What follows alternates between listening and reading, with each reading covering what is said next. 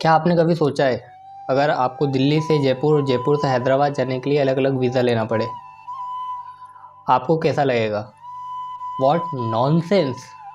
ये तो भारत का हिस्सा है और फिर हमें अलग अलग वीज़ा लेने की आवश्यकता क्यों? जय हिंद दोस्तों। भारत में प्राचीन काल से ही अलग अलग राजाओं का राज हुआ करता था।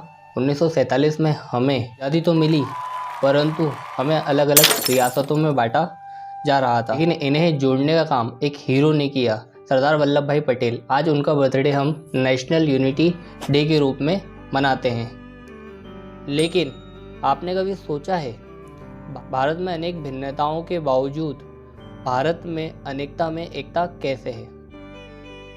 चलिए जानते हैं। 1947 में भारत आज़ाद तो हुआ, परंतु यह 562 रियासतों में बांटा जा रहा था।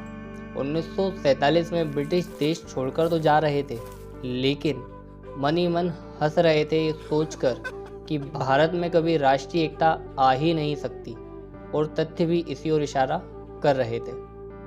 कपड़ों से लेके कल्चर तक, बोली से लेके भगवान तक हम अलग हैं, लेकिन भारत को 562 रियासतों को एक करने के लिए एक डिप्लोमेटिक जंग जीतनी पड़ी। ऐसी सिचुएशन में रियासतों को 3 ऑप्शन दिए गए। पहला, वह भारत का हिस्सा बने, दूसरा, वह पाकिस्तान का हिस्सा बने, तीसरा, वह स्वतंत्र रहे। लेकिन फिर भी साम दाम दंड भेद की इस स्ट्रेटेजी का यूज़ करके इन्होंने देश को जोड़ा, भारत को जोड़ा। But who is this man? Sardar Patel एक ऐसे महान लीडर थे, अगर सिचुएशन थोड़ी अलग होती तो स्वतंत्र भारत के वह पहले प्रधानमंत्री बन सकते थे। 1946 में यह क्लियर हो गया था कि जल्दी भारत आज़ाद होने वाला है, और जो भारतीय राष्ट्रीय कांग्रेस का लीडर होगा वही आज़ाद भारत का पहला प्रधानमंत्री होगा। इसके बाद क्या होगा देश डिसाइड करेगा। कांग्रेस में अंतरिम चुनाव हुए। सरदार पटेल को 12 कमेटियों के लीडर ने अपना प्रधानमंत्री चुना और नेहरू जी को एक भी वोट नहीं मिला। लेकिन फिर भी नेहरू सेकंड पोजीशन के लिए रेडी नहीं थे। तब गांधी जी ने सरदार पटेल को एक पत्र लिखा। उस पत्र को पढ़कर सरदार पटेल ने अपना नाम वापस ले लिया। जरा सोचिए, ऐसा क्या था उस पत्र में? एक रिक्वेस्ट या रिस्पॉन्सिबिलिटी? रिस्पॉन्सिबिलिटी भारत को राष्ट्रीय एकता के सूत्र में बांधने की, जिसके लिए सरदार पटेल अपनी पोजीशन को छोड़ने के लिए भी रेडी हो गए। भारत को एक राष्ट्रीय बनाने के लिए 562 रियासतों को एक करने के इस मिशन पर सरदार पटेल और वीपी मेनन सर इन राजाओं और सुल्तानों से मिले। भारत में रियासतों का विलय 3 शर्तों पर हुआ। Security, foreign affairs, communication Bharat सरकार देखेगी। जरा सोचिए ये कितना इम्पॉसिबल टास्क होगा। भारत का राजतंत्र से विश्व की सबसे बड़ी लोकतंत्र बनने का सफ़र क्या वाकई इतना आसान था? ये सब बिल्कुल नहीं।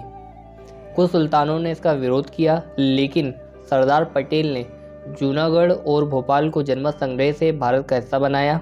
कभी डिप्लोमेसी से, कभी इकोनॉमी से धीरे धीरे भारत को जोड़ने का कार्य किया जा रहा था। लेकिन कभी कभी ताकत दिखाने की भी आवश्यकता पड़ी। हैदराबाद के निज़ाम स्वतंत्र रहना चाहते थे, लेकिन जियोग्राफिकली ये पॉसिबल नहीं था। आने वाले समय में स्वतंत्र हैदराबाद भारत की सुरक्षा के लिए घातक सिद्ध हो सकता था। लेकिन लौह पुरुष सरदार पटेल ने 1948 में ऑपरेशन पोलो के तहत हैदराबाद को भारत का इसी प्रकार कश्मीर से कन्याकुमारी, अरुणाचल से गुजरात तक भारत एक हो पाया।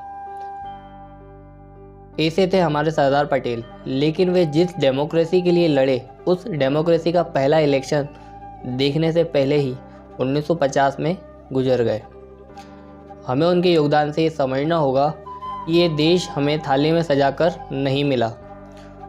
उन्हें हमारे लिए राजा महाराजाओं को आम नागरिक बनने के लिए सहमत करना पड़ा, ताकि हर इंसान शान से ये कह सके हम भारतीय हैं, भारत मेरा देश है। हमें धर्म जाति से ऊपर उठकर राष्ट्रीय एकता को बनाए रखना होगा। आई होप कि हम सरदार पटेल के बहुमूल्य योगदान को आप तक पहुंचा सके। सरदार पटेल आज नहीं है, परंतु उनकी वजह से आज ये देश जिंदा है। इस वीडियो से आपको वैल्यू मिलता हो तो वीडियो को लाइक करें तथा सपोर्ट करने के लिए सब्सक्राइब करें। धन्यवाद।